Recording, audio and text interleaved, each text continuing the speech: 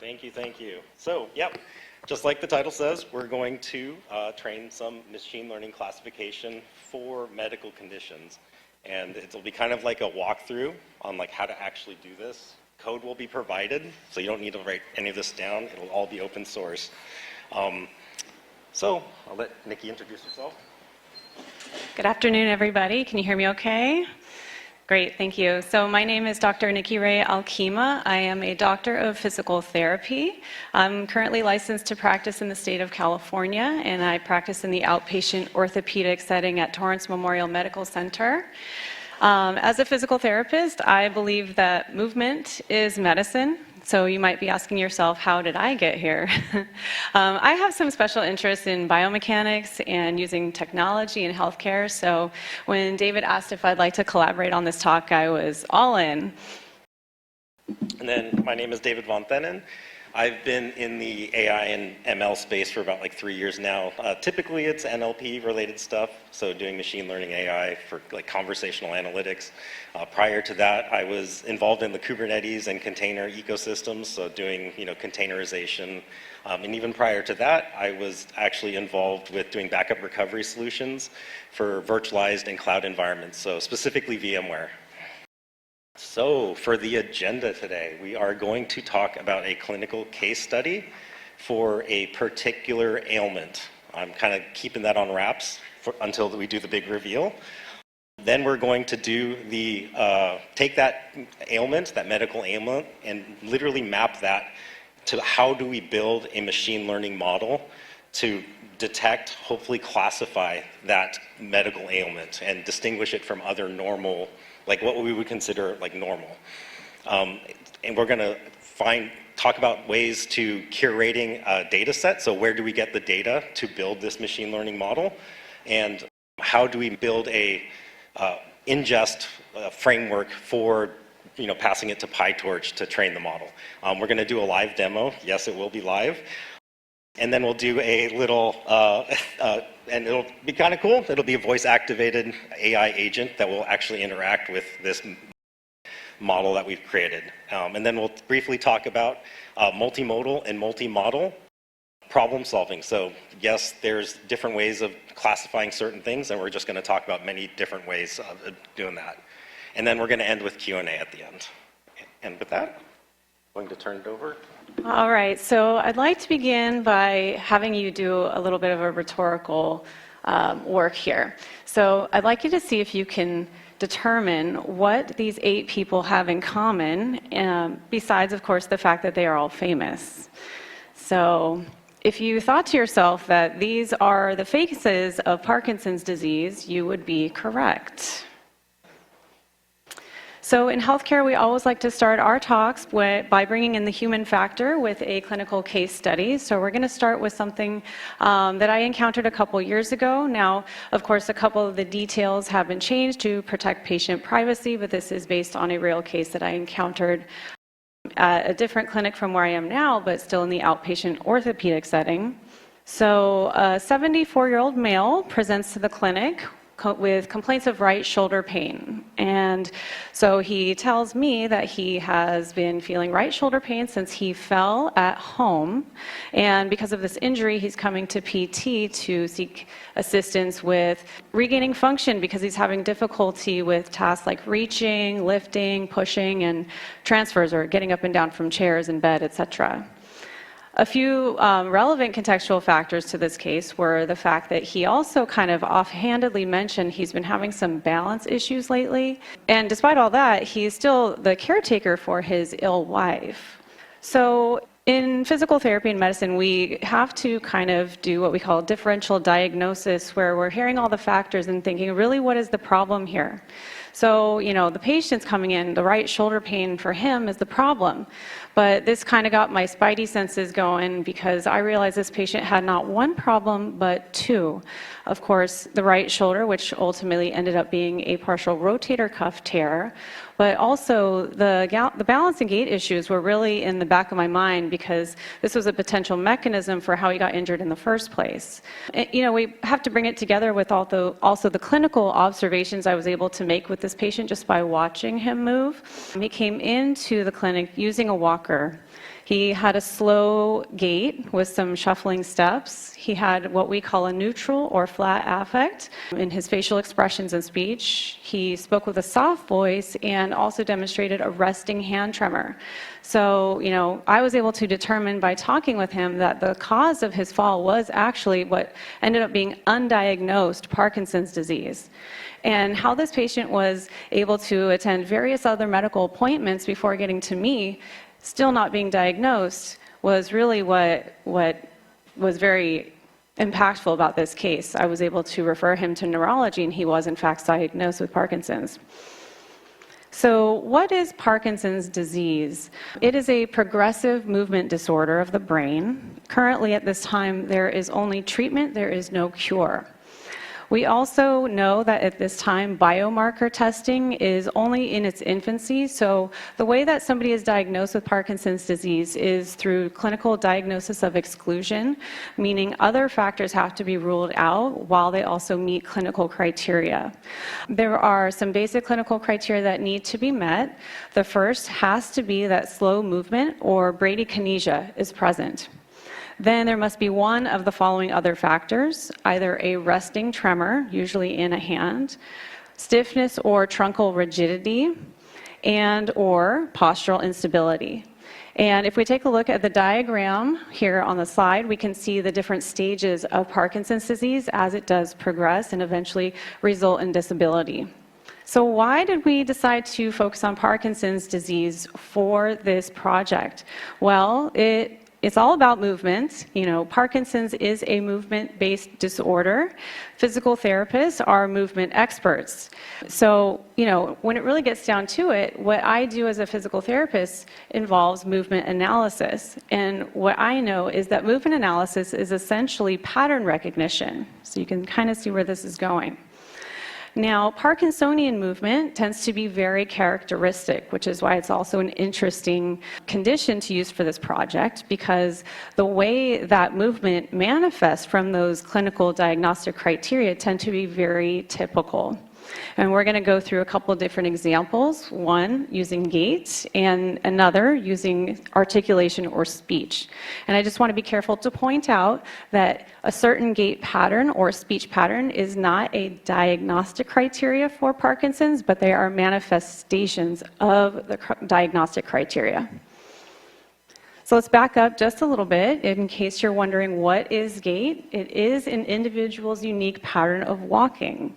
And as a physical therapist, I know that your gait is a very functionally important measure, and there's lots of science to back this up, as you can see from the diagram here from a white paper study. So as a physical therapist, your gait tells me a lot about you. It tells me about your mobility, your independence, your fall risk. In fact, gait speed has been referred to in my field as the sixth vital sign. We also know that it is predictive of mortality. And so how do we analyze gait? Well, in order to know what abnormal gait is, we have to know what normal gait is. So we know that if we're looking in sort of general terms, normal gait will have relative symmetry from right to left side, good vertical alignment from head to pelvis, an overall fluid movement pattern. And then we look at more specific biomechanics of various phases of the gait cycle. We're looking at qualities like speed, cadence or rhythm, step length, and different ranges of motion of different joints at the various phases of the gait cycle to see if these qualities fall within expected norms. Of course, the gold standard of gait analysis would be in a lab where conditions can be very controlled, and we can look at movement in a frontal and sagittal plane, so front and side. But where I'm at in the clinical environment, I might get 1 minute to look at a patient's overall gait and make some kind of judgment about that. So here's a good example of fairly normal gait.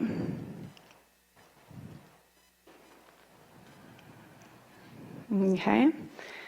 And then we'll move forward and talk a little bit about what does Parkinsonian gait look like. So, again, we have to know what normal gait looks like so we can identify abnormal gait when we see it. Generally speaking, and we want to remember that Parkinson's is a progressive disease, so all of these qualities won't always be present, but more in the advanced stages of Parkinson's is when you're going to see more of these qualities present. So first of all, we're going to look for a forwardly flexed posture from the neck to the trunk to the hips, knees.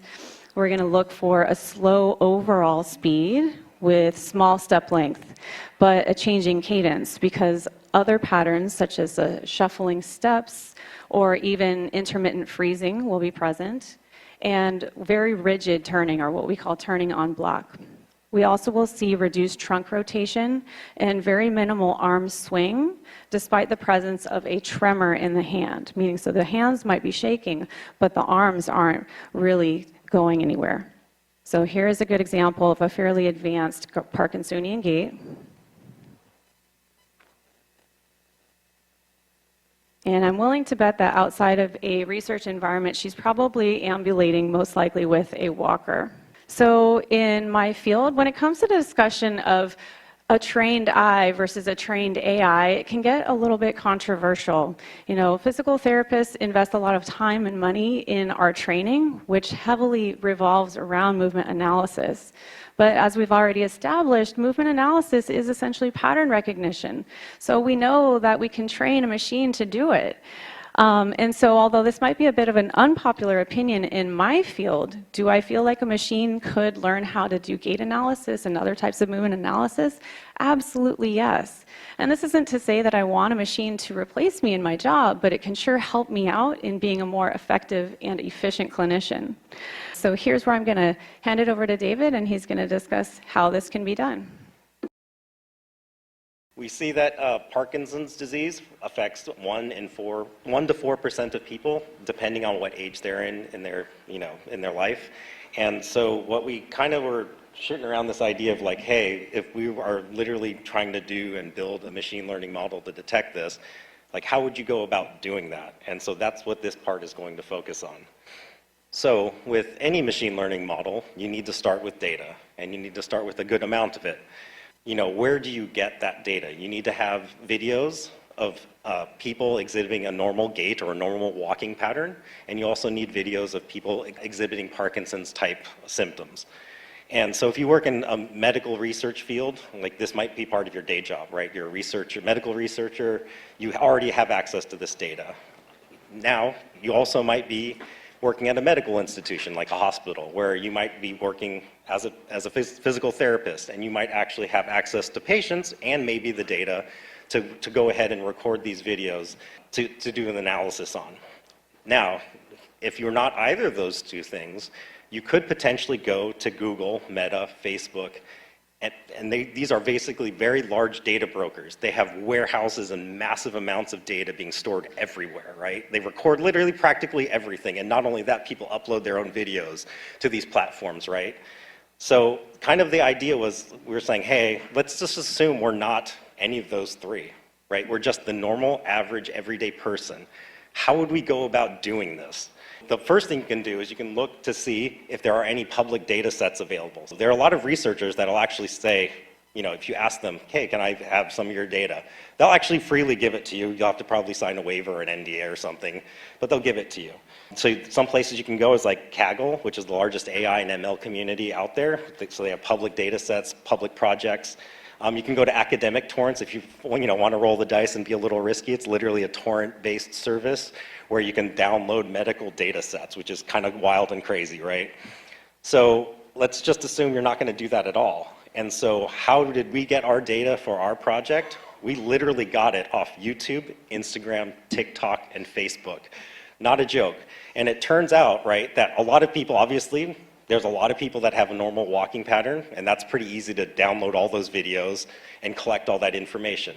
And it also turns out that people want to evangelize and talk about Parkinson's and make everyone aware about like what Parkinson's looks like. And they post videos to do that. So we downloaded all of those videos and used that for our data set.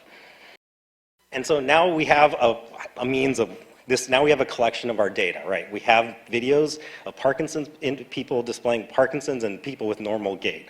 Now, how do we extract information from those videos? It actually turns out there's a really cool project. It's part of the Google AI Edge series of open source project. It's called MediaPipe Pose Landmarker. And what this open source project actually does is you can actually feed in pictures or videos, and you can literally, frame by frame, extract three-dimensional coordinates for 33 different landmarks or points on a person's body. So you can see some of them right here on the right-hand side, I guess. Same right-hand side for you. Okay, cool. So you can get right shoulder, right hip, right knee, left knee, the ankle, elbow, right? And you can see what those points look like on the picture on the left there with the person. So you can see all 33 points. You can literally pass videos through MediaPipe Pose Landmarker and grab three-dimensional coordinates in space, for these points. Now that we have a means of extracting three-dimensional points in a video, moving through time, right, moving through the video, you'll have X, Y, and Z coordinates for each one of those 33 different points. And I thought I would just kind of have this here, just kind of show you what that would look like. So on the right-hand side, we actually see what the output looks like. And we're actually going to do the machine learning training on that CSV data. And it turns out if you're trying to analyze video, that looks really horrible because it's not precise. But the X, Y, and Z coordinates is far more precise than trying to analyze video. I just thought it would be cool. So the top part of the video here, you can see is the original video I took that I grabbed off YouTube. I superimposed a stick figure skeletal structure on top of the original video. And then on the bottom half, I actually have just the skeletal thing minus the original video. And this is what that looks like.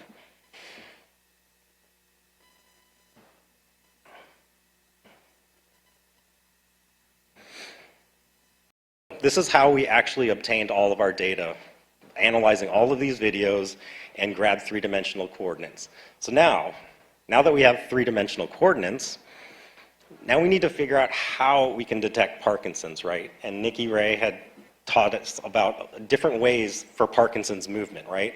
There are things like tremors.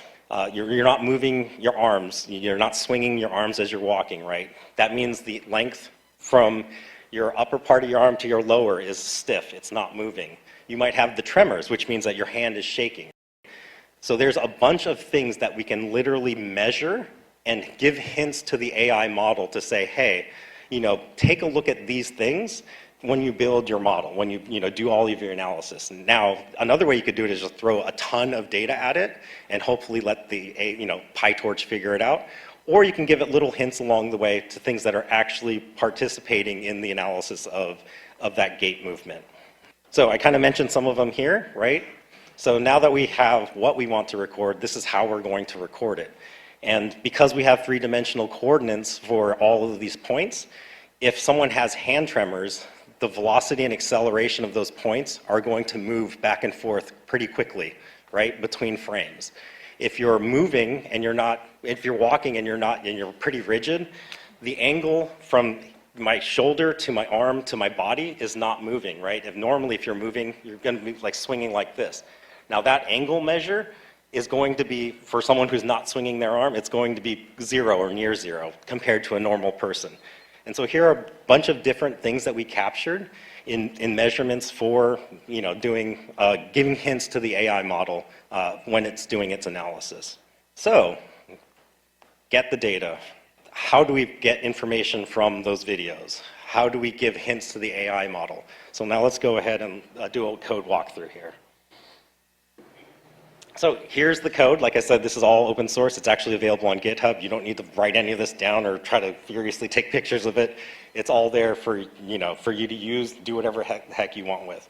I just want to kind of highlight certain key interesting aspects just so that when you're looking at the code, you kind of understand what's involved here. The first thing here is that you have this long short-term memory classifier, and the definition is a deep learning architecture that uses type of recurrent neural network to classify sequential data. Don't worry about that definition. I mean, that's what it is. Just think of time series data. How do I track data or points over time, which is exactly what a video is, right? So that's what this part of the this classifier does. Here are all of our landmarks. right? Left ankle, elbow, hip, wrist. Here are the angle measurements. And then here, this is where we do the calculation for those things. We do velocity and acceleration. We have a function to help us do trigonometry. 3 points make an angle. And then we have all of the things that we care about, right lean angle, left lean angle, so on and so forth, calculating all the angles. And eventually, a whole bunch of code later, you train the model based on the data that you have, and you have a machine learning model that gets outputted in the end. So I'll just also take a look, just show you what the data actually looks like. So here's some test data, right? We have a CSV file for a normal, right, three-dimensional plot for normal gait or normal walking pattern. So if I do that, here's the raw data and what that looks like. So you can see the first column is 95, so we take 95 frames, or roughly 3 to 4 seconds worth of video. You can see each plot point, right, like right hip, right knee, right shoulder, and then here's the X, Y, and Z coordinates for those artifacts, the landmark data for in space and right in space, in three-dimensional space. We actually trained an AI model to do this. I thought it would be kind of cool because it's part of the voice track. So why not? I work at DeepGram and we do speech to text and text to speech. Why not make an AI agent that you can actually talk to and give you results and ask information? So let's go ahead and do a demo. Hopefully this will all work. Elizabeth, how are you doing today? I appreciate you asking. How can I assist you with your healthcare questions today? Elizabeth, can you tell me about Parkinson's disease? Parkinson's disease is a progressive neurological disorder that affects movement, often causing tremors, stiffness, and balance issues. It's a result of the loss of dopamine-producing neurons in the brain, and treatment typically focuses on managing symptoms. Elizabeth, get test results for patient 1. Oops. Elizabeth, get test results for patient 1. The video analysis shows that your gait characteristics are normal with a very high probability of 99.96%. This indicates that your walking pattern is within the expected range. Elizabeth, get test results for patient number 2. The video analysis suggests gait characteristics that are commonly associated with Parkinson's disease with a probability of 99.92%. It's important to discuss these findings further to understand what they might mean for you. That's the demo.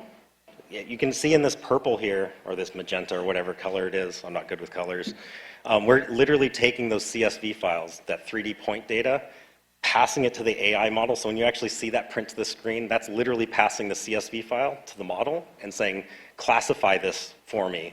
And it's going to say normal or Parkinson's with a certain percentage for a probability. So yeah, that's the demo. And then we'll continue on with the rest here. We'll talk about multi-modal and multi-modal problem solving. And I'll turn this part over to Nikki-Rae here. Don't worry, we'll have a resources page here with all of the links to everything where you can get everything. No need to write anything down. Pretty cool so far, right? So earlier I mentioned that we were going to use 2 different examples of very classic manifestations of Parkinsonian movement. So we already covered gait, and now let's talk a little bit about articulation or speech. And keep in mind, I'm a physical therapist, not a speech therapist, but we're kind of looking at certain vocal qualities. So here I want to use 2 examples of videos of the actor Alan Alda, who is diagnosed with Parkinson's disease, I believe, in the year 2015. And so what these videos are going to demonstrate, they're taken about 6 years apart, is Alan Alda speaking in the earlier phases of his disease progression and then also earlier this year. So again, one video from 2018, one video from 2024. And I want you to see if you can notice these qualities as well. So we're going to be thinking about things like tone, changes in tone to become a little bit more flat or monotone, changes in vocal clarity, changes in breathiness or hoarseness. His facial emoting will become a little bit more flat. His gesturing will change, his posture will change, and his ability to enunciate will also change. So here's the first video from 2018. And the nice part is it's fun to do it. So my wish for all of us is let's stay playful, let's have fun, and let's keep searching. Okay, and then we're going to compare that to earlier this year when he was on a podcast.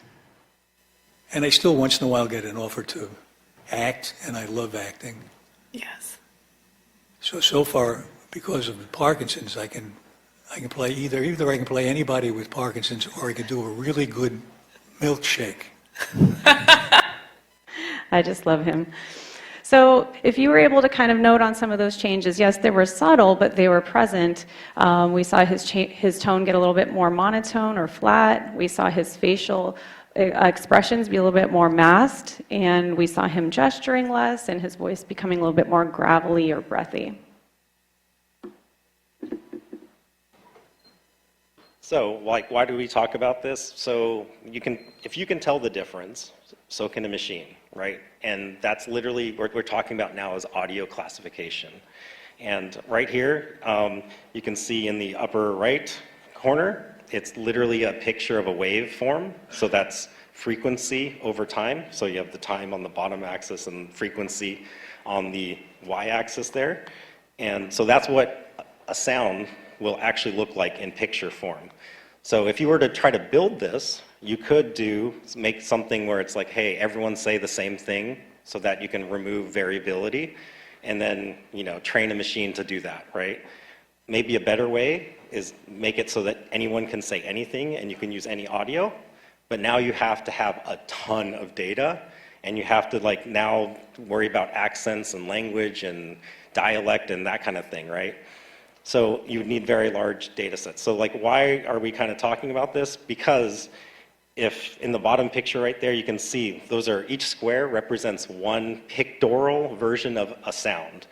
And you just using your eyes can see that there are similarities and ways to classify that sound to maybe a duck quacking or a bird or a dog barking, right? So you can literally build machine learning models to detect these things.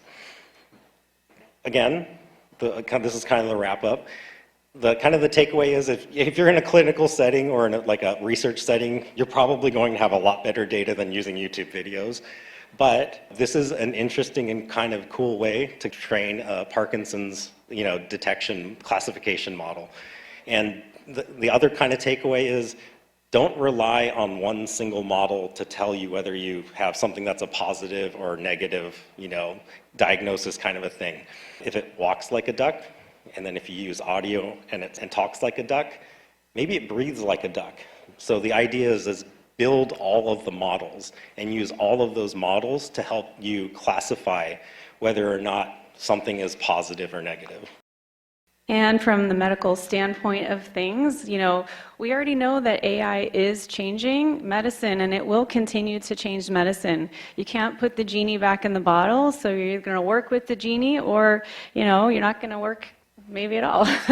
But honestly, this is where it gets really exciting because we can use tools to improve our clinical efficiency. And again, like I said earlier, I don't want the machine to replace me, but I want it to help me do my job better. And one area where I think this is going to be really exciting is in increasing access to healthcare tools to people, say, for example, in rural areas who don't have the ability to, be frequently seen by a provider in person. So tools like diagnostic or treatment interventions through telehealth. And so this is kind of our call to action, the change is happening and we need you and we want you to be part of it. So be creative and, see what the future holds, but I hope to see you there. As promised, presentation resources. This is already posted on the conference website with the PDF, which literally, here are the medical citations for everything. Here are the links for everything, which includes the slides, which is the top link. Part one is I created a little program to extract everything, all of the media pipe information. There's the link to actually build the model. So you literally run python main.py when you have the data there. And we've all actually included the 3D plot points already in GitHub. So you literally just need to run, python.main.py, and it will build the model. It's going to take some time, but it'll build it. And then also the final demo that I used, here's the link. I mean, if you click it, it will take you to the code that I used to do the AI agent, also querying, is this particular CSV file, Parkinson's or regular, right? So, with that, questions?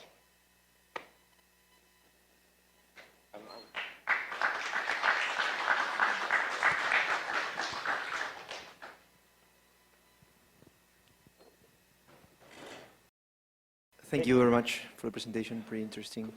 One question or comment about the model you're training with. The detection, the image detection that you're using is probably not trained with Parkinson data. It's probably trained with other people walking, right? So how do you make sure that you are using that model that doesn't know Parkinson to detect Parkinson? In the sense of maybe it is interpreting the Parkinson movements as a regular, or fitting it to a regular movement, you know what I mean? Right, yeah. So actually, we didn't start with a model, and we didn't use RAG or fine-tunes for a model that understands motion analysis. And that's the reason why we didn't do the analysis of the video. So that's the reason why we extracted 3D points. And instead of having to analyze the video, now we just need to recognize patterns in those three-dimensional coordinates, right? So the model that we actually use to train is literally just one of the bare-bone normal, mathematical to determine patterns and do pattern recognition within, for both these two types of classifiers, right? Yeah, but to get the 3D points, you're using the Google's model. Yes. Right? Yes. So that's my question. Okay. That model doesn't know anything about Parkinson. So how do you know that if you put a Parkinson movement in there, it will give you the right points instead of giving you some points that are overfitted for a regular movement? Yeah. So we actually not only to train the model, we actually had to provide a good number of normal CSV files, which each CSV file represents one video with all of their 3D points, and we actually had to provide Parkinson's videos extracted, using MediaPipe to extract the three-dimensional plot points. And then now that we have a large series of data for doing normal walking, and then a large amount of data with 3D plot points for Parkinson's, now we just need to have two classifiers. One, these two. So yeah. The MediaPipe doesn't know anything about Parkinson's or anything like that. It's just extracting the 3D plot points, and then we're using the machine learning along with the other little hints like the arm movement, acceleration, angles and measurements. That's how we're giving the hints to the model to say, hey, this is how you can classify or have the hints to classify these two things. Thank you. Really amazing presentation. You said you took 3 or 5 seconds or something like that on each. How does your model, and this may just be my unfamiliarity, but how do you do the time? Because you've got both positional data over time, and then you've got a bunch of those sequences, and it seemed like you had them labeled 95, 96, which I assume was frame. You've probably normalized everything at 30 pips or something. If you could just explain a little how you did the time, how you trained the model to think about both time and these varying parameters. Yes, definitely. So intake and extracting all that 3D information from MediaPipe, right? It's done frame by frame. So it'll break down the video per frame, capture the points, and then record it to a CSV file. Now video's not perfect, and neither is that application for MediaPipe. So there are definitely times when an elbow is missing, right? So a lot of the stuff is normalized to tolerate those kind of failures and being able to detect an arm, an elbow, or a wrist, or an ankle. So a lot of the things are normalized, and then we've also even put in sound or noise. So basically moving around just a little bit in order to have variability, when you're training, you don't have too much repetition, right? Because you kind of want to have some variability in some of the data. So if you actually look into the code, you'll see something that says like add noise to it, and that's kind of like what that does. So yes, there is a lot of normalization because things are not perfect. And yeah, they're in the code there, it actually will handle things that are missing. If the elbow is missing, don't use the calculation for the angle. But when the elbow measurement comes back on and you have all 3 points, now normalize it just so that you don't have an arm disappearing, right? Kind of a thing. Hi, question. Just a couple, a question, comment, observations. This is a type of project that people wrap up and make a Jupyter notebook of and publish on Kaggle. Is that something you're going to do? I haven't looked at your link, so maybe you've already done that. From a professional development perspective, it's one of those stars you want to put out there. Yes, I plan on doing it. I didn't. So you should, and I recommend it. Oh yeah, for sure. It's spot on. It's spot on for the long short-term memory classifier category that Kaggle has. That's just spot on for that. That's really good. That's really good. And then the other question I had was for the Elizabeth part, what model are you using there? Yeah, so DeepGram, the company I work for, they do speech to text and text to speech. It's like a platform. You make an API call. In this case. Okay, so next presentation, put your logo on it. No, it's okay. It's okay. Yeah. Yeah, I would have, but I paid my own way here. Yeah, I'm doing this for fun and enjoyment, believe it or not. All right, very good. Then next, just because I don't understand this very well, is this an application where you would ever fall into using a TensorFlow or a PyTorch, or is this since it's purely just classifiers, you just use the Python code directly? Yeah, so I use the Python code directly to drive PyTorch. So you're using PyTorch underneath this? Yes, okay, 100%. Okay, so right, NumPy, Pandas, PyTorch. So I'm just using Python as. I'll look at the links and answer the questions for myself. Thank you very much. Yep, no worries. Don't you think that for training your model you should use the videos of people, it means over 60 or 70, because my understanding is that you are using also the video of people who are relatively young, right? So the movement pattern of people, of aging people, in general, it means different from young people. So definitely correct me if I'm wrong, but we actually use people who are early Parkinson's, middle, late, of all different ages. Yeah. Oh, and also for people like non-Parkinson's, the videos for the people with normal gait, we also used everything in between. Okay, and next question, if I may. Okay, my understanding is that you combine the movement pattern with the speech pattern, right? What's the next step? So the next step would be to train an audio model, right? So that would be basically get a before and after recording, right? Basically then build another classifier, right? Get a whole bunch of recordings of people who have normal quote-unquote speech patterns, and get a whole bunch of recordings of people with quote-unquote Parkinson's type, affects, right? Stuff. Then get a whole bunch of data in both of those camps, and then build a classifier model to be able to detect that. And then, like you're saying, have it if you're trying to do it in the easiest possible way, right, then it would be limit people to a certain language, keep the phrase that you want to have the same. But if you're trying to do for the whole shebang, you have to have a lot of data with a lot of speech for any kind of sentence, right? Because you need a test phrase or a test sentence to be able to classify. So you basically then need to have a ton of examples of any sentence in any people with different accents and dialects and this, that, and the other, right? So you would need a ton of data to do that classification, right? Okay, so maybe one more question. If I may, what's the reliability, it means, of this method? Did you get a chance, it means, to verify this with, I don't know, different clinical data? So yeah, well, I'm going to say two things, and I'll turn it over because it's a great question. But my personal belief is, that's why I said build a model that understands walking, build a model that understands speech, build a model that understands breathing patterns, because I have to believe the breathing pattern is going to be affected. Build a model that does this. But ultimately, at the end of the day, I would not trust these models to say, you have Parkinson's, I would probably defer that to someone who actually knows what they're doing, like a doctor, right? I'd like to jump in on that one too, right? Because earlier I did mention that gait in it of itself is not a diagnostic criterion. It's a manifestation of the qualities that are the part of the diagnostic criteria. So just want to make sure that that's clear. But also, when we were training these models, we were using, home videos for the most part, gathered off of YouTube.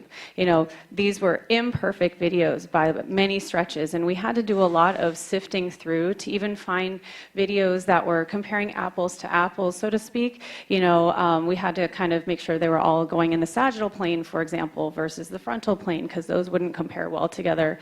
The gold standard of gait analysis is done in a lab where you have very, standard conditions. So that would be really the best way to train the models, in my opinion, where you have access to resources and, gait labs where you can say, okay, we're going to have you walk across this, 20-foot stretch, and we're going to have all the angles correctly, identified within the frame of the camera, et cetera. But essentially what we were doing was gathering, home videos off of YouTube. So very, kind of preliminary stages of what could be something very cool.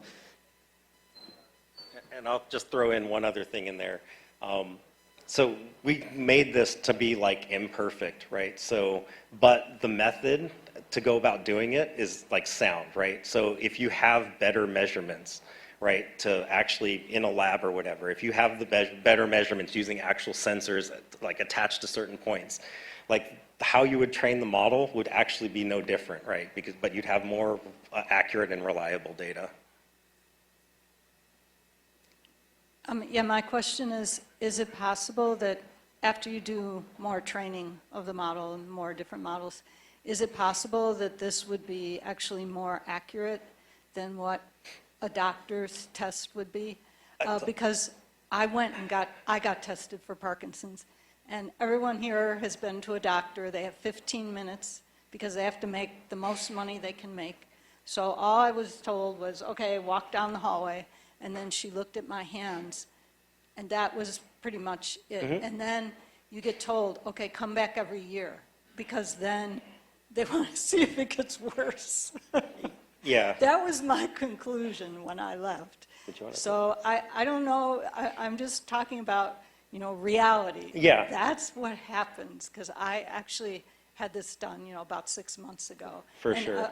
Just so you know, they said I don't have it, but it still struck me at the end of, oh, okay, so the last thing she said was, come back in a year. And then I realized, oh, that's why she's saying come back in a year, because if she didn't get it right, then it'll get worse, and then next year she'll see it. So I'll say this and I'll turn it over. So this, again, is not perfect, right, when we're training this model. If anything, it would be kind of cool to have this model live on a phone where a family member, relative, or whatever could use that to point the phone at a person that you care about and then have it come back and say, go see a doctor, right? I mean, that would be in my ideal situation, that would be the best thing ever. And thank you for sharing your story, by the way. And to kind of bridge off of that, you're right. You do have 15 minutes with a physician, and they can't see everything. And that's one of the hard parts about a disease like Parkinson's, which is a diagnosis of exclusion currently. There's some good research coming down the pipes as far as identifying biomarkers, which will make the diagnostic process much easier, where we won't have to rely on movement analysis. But in medicine, these things take time to confirm their reliability and do lots of testing before it becomes a mainstream, process. So, when we're doing this project, one thing that I thought would be really interesting is to see in the future if projects like this or if models like this can actually help us to change our diagnostic criteria, right? Because gait right now is not diagnostic criteria, it's manifestation of, right? But what if we learn more about Parkinson's gait from the AI, right? I don't know. So to follow up to that, do you have an opinion on the alpha-synuclein skin test? that is a biomarker for Parkinson's. But, so again, to acquaint you with reality, we did talk about that, but then you start getting into discussions of, well, that's not covered by insurance yet, and blah, blah, blah.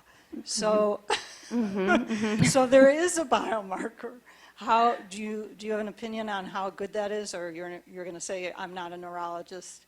Well, and I will say that, yes, the alpha-synuclein biomarker is something that's showing really promising results. It's more, how do they get that kind of diagnostic tool to be more of a mainstay, right? To my understanding, those tools are still being tested. They're also testing like a spinal tap, for example, to look for the same protein. Yeah, but spinal tap is very invasive. Exactly, The yeah. skin test is trivial and takes 10 minutes. Exactly. So, and again, why I can't necessarily comment on why it's taking so long, other than research takes time and a lot of money. But hopefully those types of tools will be more available very soon.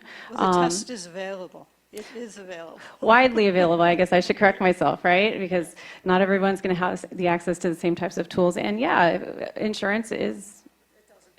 Yeah, it's a big player, right? But and there's other signs that they're starting to become more aware of as well. And this is getting a little bit outside the realm of the talk, but things like the sniff test. If you're noticing a change in your ability to smell, there's other signs as well. But.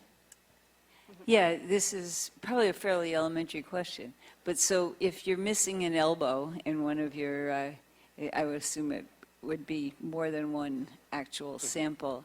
So I know when we're missing them in speech, say, we'll either do a first degree, second, we'll interpolate, right? Yeah. So is that more or less what you do, or you just take the last sample or the next sample and just stick it in? No, we actually have, not apostrophe. Oh, crap. It's in here. Why is there we go. Yeah, sorting, interpolating of data. So we do that, yeah. So you do an actual interpolation. Okay, so that kind of does normalize it, Yes, right? 100%. Yeah, exactly. All right. And good. I try to comment the code in there for everyone to. So it's sort of follow. like, it's a don't care. It's like, we're neither saying Yeah. this or that. Yeah, yeah. Yep, Okay, putting a little noise into it. yep, Okay, and that's got it. also in there as well, Cool. yeah. Cool. Okay. Sorry about running long there. No, that's okay. I think, well, first of all, thanks, David and Nikki-Rae. Great presentation. Thank you.